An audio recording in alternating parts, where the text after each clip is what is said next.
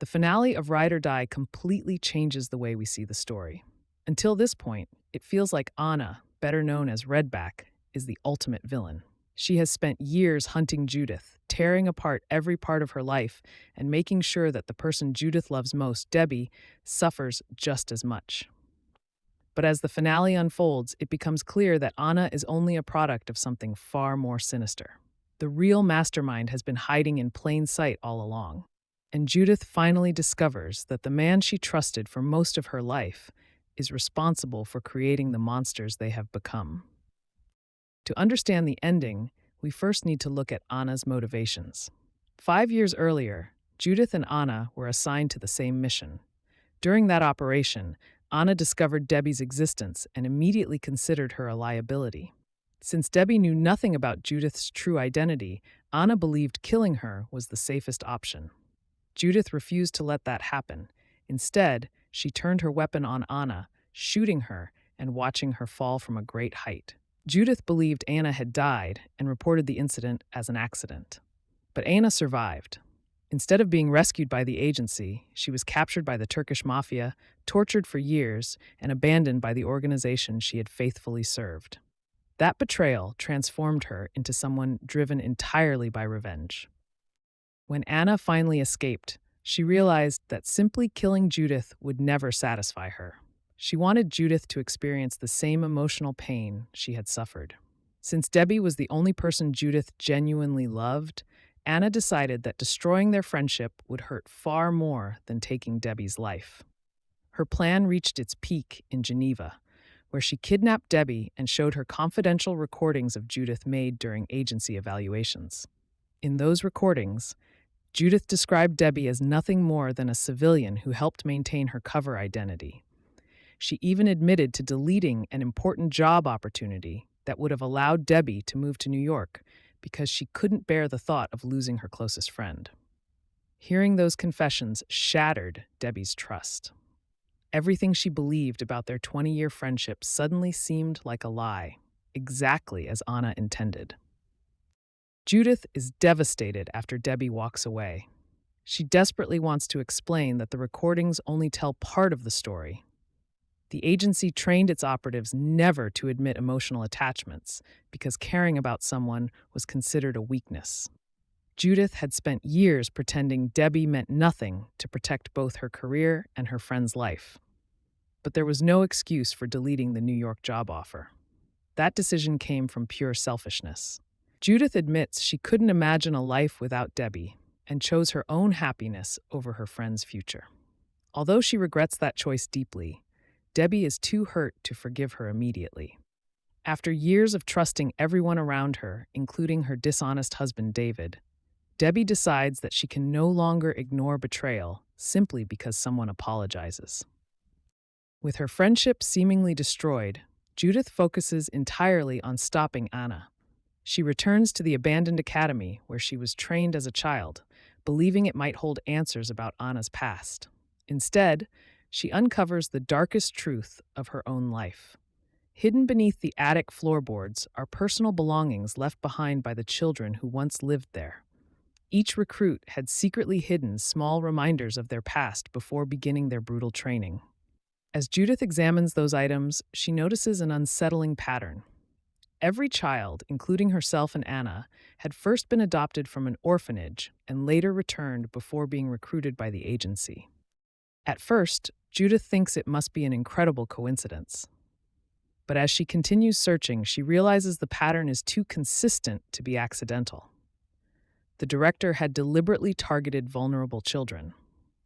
They were briefly placed with adoptive families only to be abandoned again, leaving them emotionally broken and desperate for acceptance. Once their sense of belonging had been destroyed, the agency stepped in to offer them a new purpose. It wasn't kindness or rescue. It was calculated psychological manipulation. The director had engineered their loneliness so they would grow into unquestioning assassins whose loyalty depended entirely on him. This revelation completely changes Judith's understanding of her own life. The father figure she admired never saved her from abandonment. He created that abandonment. every painful memory that shaped her identity was part of an elaborate plan designed to strip away her self-worth and replace it with absolute obedience. Anna eventually reaches the same conclusion, proving that both women were victims long before they became enemies.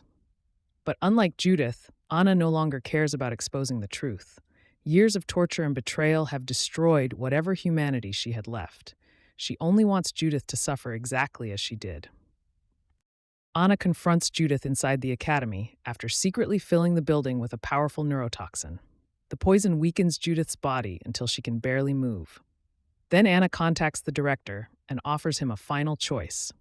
He can save Judith by abandoning the agency, or he can protect everything he has built by ordering Judith's execution. For a brief moment, it seems possible that the director might choose the woman he raised. Instead, without hesitation, he tells Anna to kill Judith. His response confirms what the audience has slowly begun to suspect. Judith was never family to him. She was simply another disposable asset, valuable only while she remained useful. That single decision exposes the director as the true villain behind every tragedy in the series and proves that both Judith and Anna were nothing more than victims of the same ruthless system. Unable to accept the director's decision, Anna doesn't shoot Judith immediately. Instead, she chooses a punishment she believes is far crueler. She locks Judith inside an old furnace beneath the academy, leaving only a narrow oxygen tube to keep her alive. Anna wants Judith to experience the same isolation she endured after being abandoned in Turkey. She wants every passing hour to remind Judith what it feels like to wait for someone who never comes. Believing there is no hope left, Judith even tears away the oxygen tube, deciding that a quick death is better than slowly fading away in complete loneliness. At that point, it seems her story is over. But the person who ultimately saves Judith is the very friend Anna worked so hard to take away. After learning that Judith is in danger, Debbie begins to question everything she believed after watching Anna's recordings.